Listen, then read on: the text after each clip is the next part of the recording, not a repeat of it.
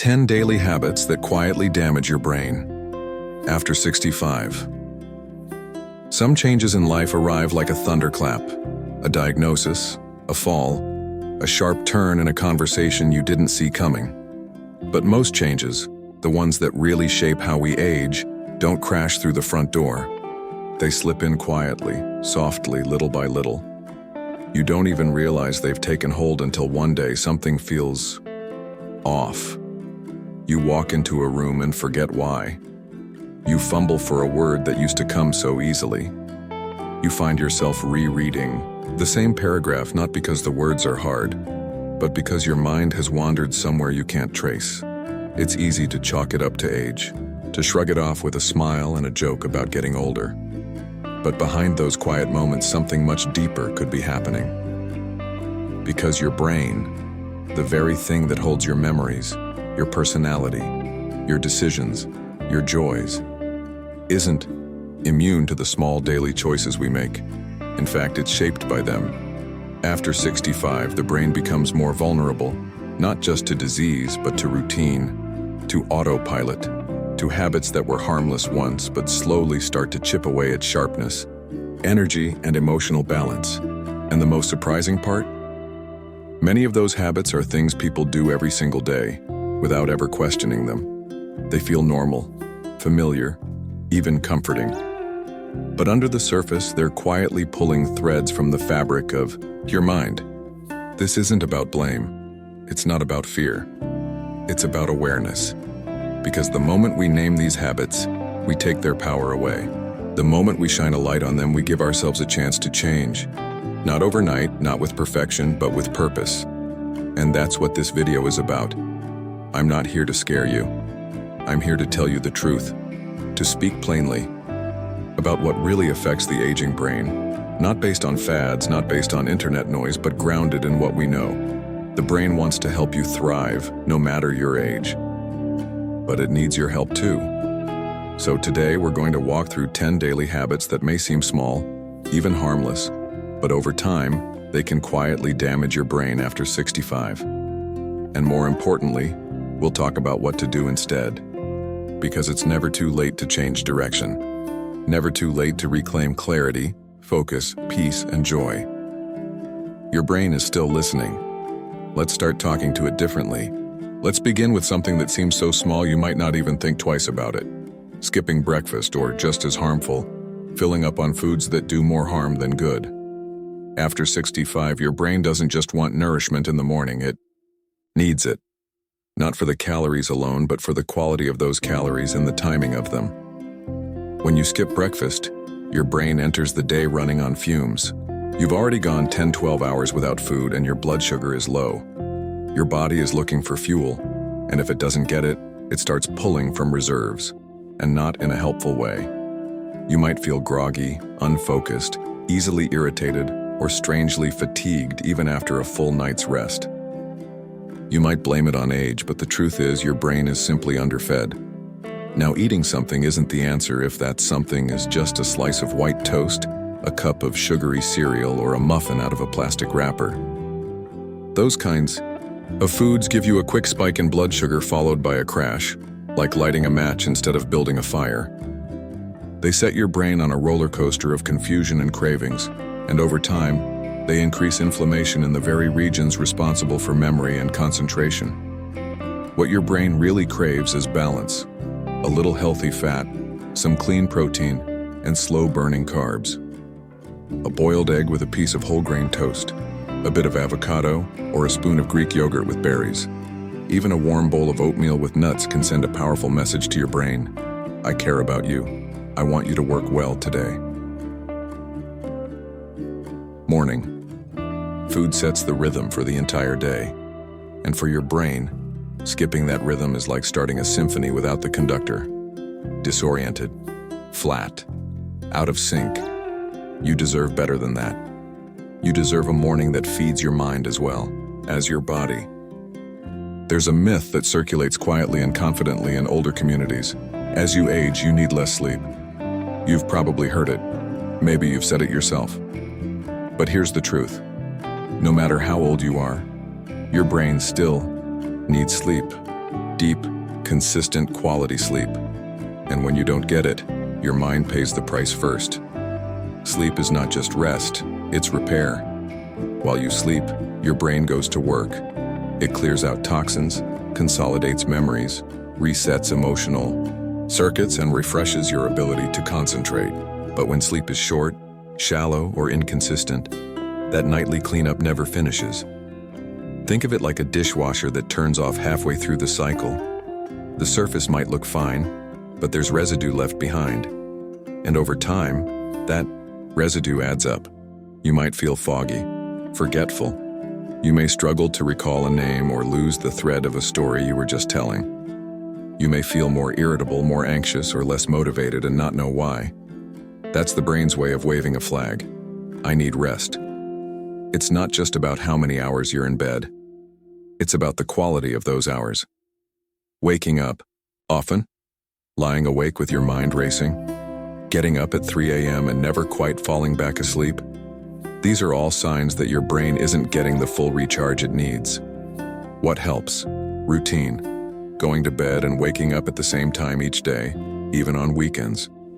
Creating a wind-down period without screens or stress. Keeping the bedroom dark, quiet, and cool. Avoiding caffeine late in the day. And maybe most importantly, not treating sleep as optional. Think of sleep as a standing appointment with your brain's maintenance team. If you cancel it too many times, things break down. But when you honor it, everything works better. Your memory, your mood, your energy, your joy. This one is silent. It doesn't feel dangerous, it might even feel like comfort. A favorite chair, a soft couch, a long afternoon watching TV or reading the paper. After a lifetime of rushing around, sitting can feel like a reward. But here's the hard truth. Too much sitting is one of the fastest ways to age your brain. Why? Because your brain depends on movement to stay sharp, not just for physical health, but for blood flow, oxygen delivery, and the activation of key regions that keep you alert and mentally agile. When you sit for most of the day, your brain doesn't get the signals it needs to stay fully online. It drifts. It slows. It gets a little dimmer, day by day. And it's not just about exercise in the traditional sense. You don't have to run marathons or lift weights at the gym. The danger isn't in not working out, it's in doing nothing at all. The human brain was designed to operate in a moving body. Movement sends messages that keep the mind engaged, the senses sharp, the coordination strong. The scary part? You can actually see the difference on brain scans. Seniors who sit for hours every day without regular movement show more shrinkage in the memory and learning centers of the brain. And yet, the solution is incredibly simple. Set a timer, stand up, and stretch every 30 to 45 minutes. Take short walks even if it's just down the hallway. Do a few arm circles while watching TV. March in place while waiting for the kettle to boil. Add movement back into your day in whatever ways your body allows. You don't have to overhaul your lifestyle, you just need to interrupt the stillness. Because when your body stays in motion, your brain stays in motion too. And a moving brain is a growing, glowing, vital brain. At 65, at 75, even at 95. Your chair may feel safe, but life doesn't happen in the chair. Clarity doesn't happen there either. So give your brain a reason to wake up. Stand, stretch, walk, move. Let your body remind your mind that it's still fully alive. Sometimes it's not the silence in the room that harms you. It's the silence between people. As we get older, life naturally changes. Friends move, loved ones pass away, energy dips, mobility might limit where you go or who you see. And, without even realizing it, days can start passing without much conversation at all. At first, it might seem peaceful. But slowly, invisibly, isolation begins to wrap around your mind like fog. Your brain was built for connection, not just casual small talk, but the dance of interaction. Every time you speak, listen, laugh, ask, and respond, your brain lights up like a city at night. Language, memory, attention, emotional regulation, they all get exercised in conversation. But when you go days or weeks without meaningful interaction, those mental muscles begin to soften. The brain starts to withdraw. You may notice a slower recall, a fading sharpness, a creeping sense of I don't feel like myself anymore. And then there's the emotional side. We are social creatures. Even the most independent soul needs to feel seen, heard, and valued. Loneliness isn't just uncomfortable, it's toxic. Studies have shown that chronic isolation in seniors is as harmful to health as smoking 15 cigarettes a day. That's not just a metaphor, it's a physiological fact. Loneliness increases inflammation, weakens immunity, and directly contributes to cognitive decline. The good news? You don't need 100 friends or a busy social calendar. Just a few moments of connection each day can keep your brain engaged and your spirit grounded. A phone call, a shared meal, a chat with the neighbor. Even writing a letter or joining an online group can reignite that vital spark. It might take effort. It might feel awkward at first. But you deserve to stay connected. Not just to others, but to yourself. Don't let silence steal your clarity. Let your voice be heard, and let others remind you of who you still are. There's nothing wrong with relaxing in front of the TV or scrolling through your phone. Entertainment can be a lovely part of life. But here's the catch. Too much passive content, too often, slowly puts the brain to sleep. When you're watching hour after hour of television without thinking, interacting, or reflecting, your brain goes into idle. It consumes, but it doesn't engage. And just like muscles that aren't used, mental circuits that don't get challenged begin to weaken. The areas of the brain responsible for decision-making, focus, memory, and imagination begin to shrink. Not all at once, but gradually, quietly. The danger lies in how easily it becomes the norm. You watch one show, then another. Suddenly it's noon, then it's evening. And while your body is still, your brain is barely working at all. Over weeks and months, that pattern dulls your spark. You may find it harder to concentrate. Conversations don't stick. You feel mentally tired but don't know why. It's not about banning TV, it's about balance. Passive watching becomes a problem when it replaces meaningful activity, the kind that makes you think, create, or respond. Watching an engaging documentary and discussing it with a friend? That's brain food. Binging hours of repetitive game shows with no reflection or conversation? That's mental junk food. Try mixing it up. Limit screen time and trade a few hours for something active. A book, a walk, a puzzle, a journal entry, a chat. Choose shows that stretch your thinking or spark your curiosity. Ask questions while you watch. React, reflect. Your brain doesn't want to be entertained, it wants to be engaged. The difference is small, but the impact is enormous. You deserve more than mental autopilot. Turn the volume down and tune your mind back in. There's a quiet cost to always holding it together, to pushing things down, smiling through pain, or pretending nothing gets to you. It might have worked for years. It might have been the only way to survive hard times. But as you age, the weight of unspoken emotions and unchecked stress doesn't just fade. It settles deep into the mind and body, where it begins to do quiet harm. Your brain and your emotional life are deeply connected. Every feeling you suppress, grief, anger, fear, guilt, doesn't disappear. It stores itself in your nervous system. And if left unaddressed, it keeps your brain in a state of low-grade alarm. That's where cortisol, the stress hormone, begins to dominate. Over time, chronic stress doesn't just affect your mood, it physically damages the hippocampus, the part of the brain responsible for memory and learning. You might notice you're more forgetful, more reactive.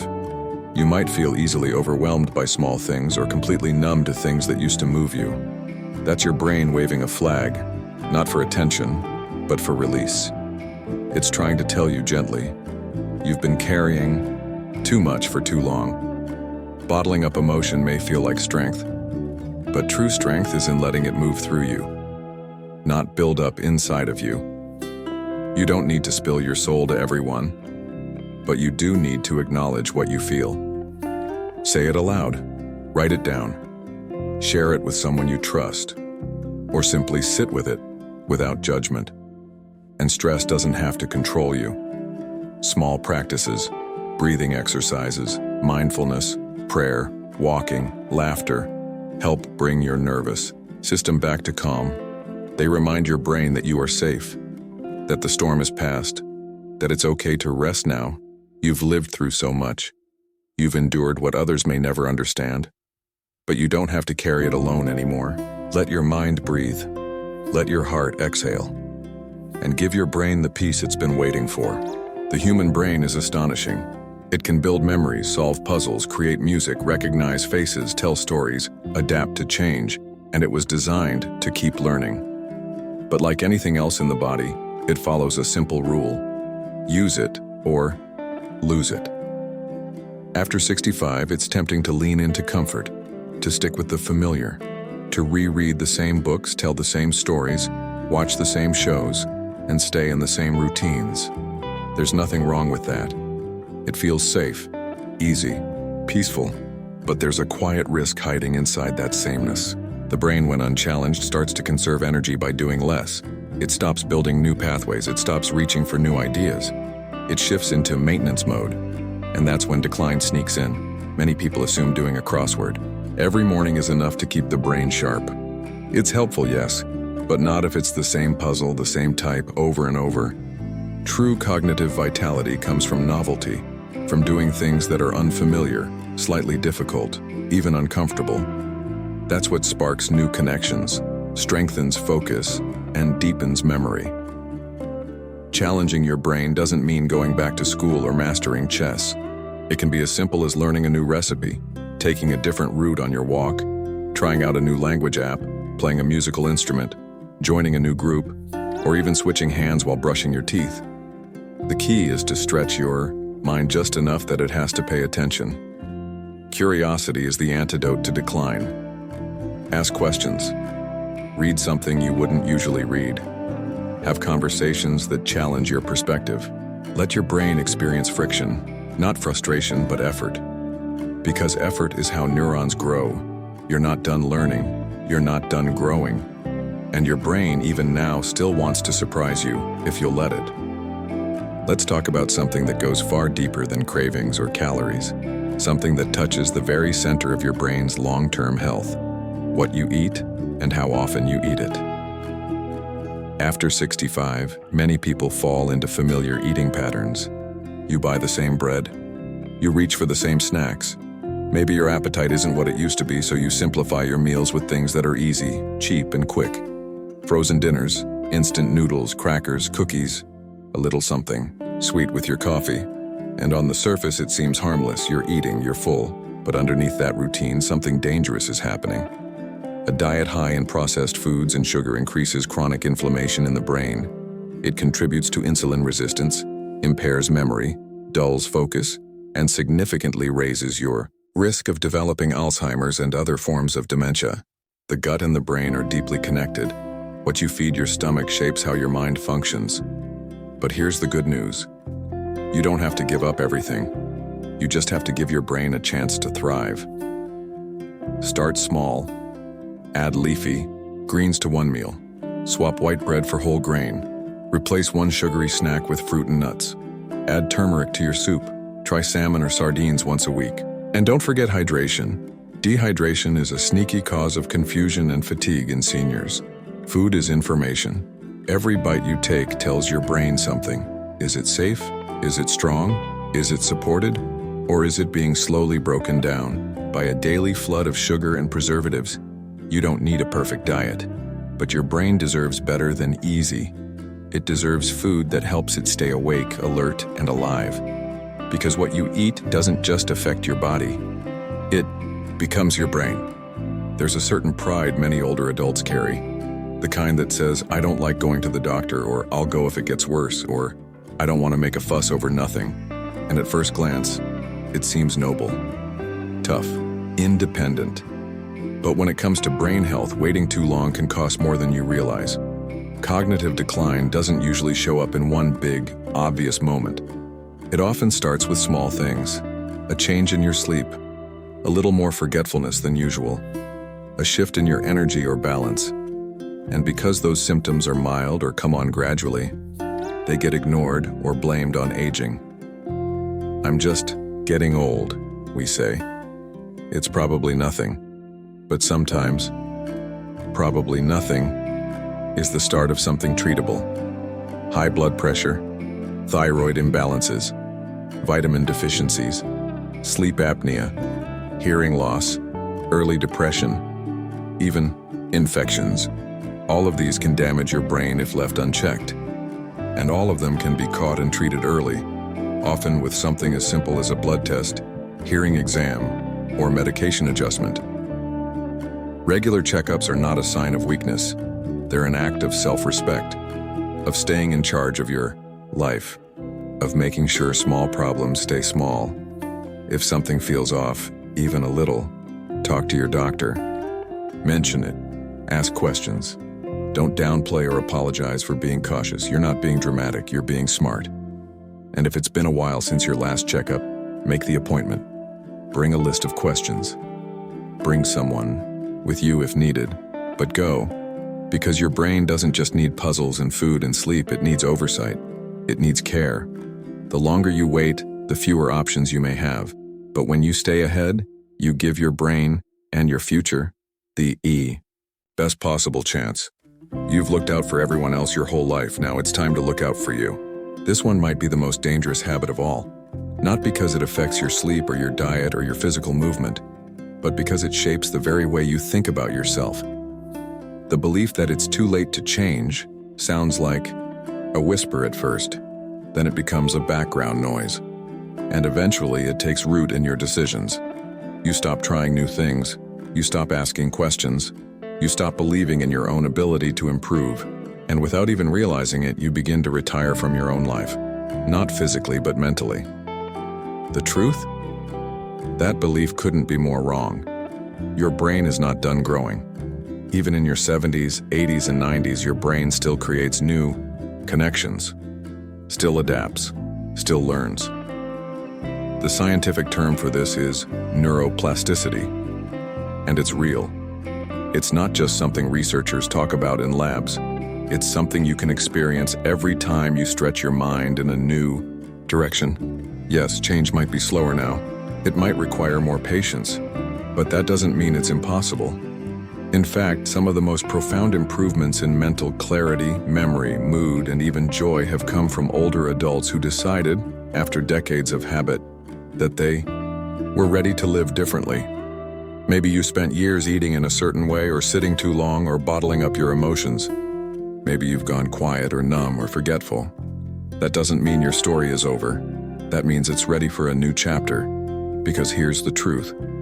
No one tells you enough. You're not stuck with the habits that brought you here. You can start walking a little more today. You can drink more water. You can reach out to someone you haven't spoken to in a while. You can learn to play an instrument, pick up a new language, cook a new recipe, ask your doctor questions you've never dared to ask. The smallest shift in mindset opens a door, and when you stop saying, "It's too late," you begin saying something far more powerful. "I'm still here. I still matter. And I still have choices." Change doesn't belong to the young. It belongs to the willing. And if you're willing, your brain is too. The truth about brain health after 65 is both sobering and hopeful. It's sobering because many of the challenges people face, confusion, forgetfulness, fog, depression, detachment, don't come from dramatic illness. They come from daily habits. The ones so ordinary, so automatic we hardly even notice them. But it's hopeful, profoundly hopeful, because daily habits can be changed. They can be shaped, nudged, reworked, and gently replaced with something better. Not overnight. Not perfectly, but intentionally. We've walked through 10 quiet habits: skipping breakfast, poor sleep, sitting too long, avoiding people, watching too much passive content, bottling up stress, ignoring new challenges, eating poorly, skipping checkups, and worst of all, telling yourself you're too old to start fresh. And if you saw yourself in some of those, that's not failure, that's awareness. That's your wake-up call. And it's a beautiful one, because your brain wants to help you, even now. It wants to focus better, remember more, feel calmer, think clearer, but it's waiting for your signal. It's waiting for you to step in and say, "I'm ready to care for you the way you've carried me all these years."